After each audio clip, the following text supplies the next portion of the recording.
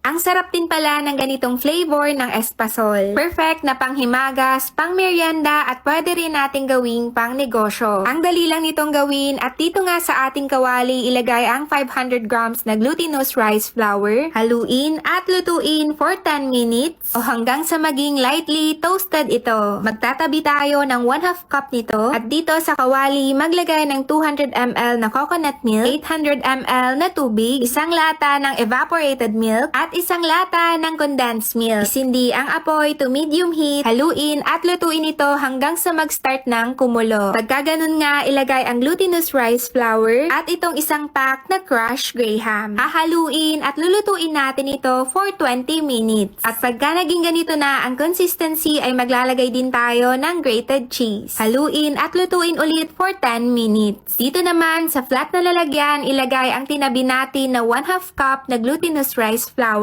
at agad nating isalin dito ang espasol mixture. Iayos lang at sa ibabaw nga nito ay maglagay din ng kaunting glutinous rice flour at i-slice na natin sa preferred nating size. Ilagay lang din sa ganitong container or tub at meron na tayong napakasarap na pangnegosyo na graham espasol.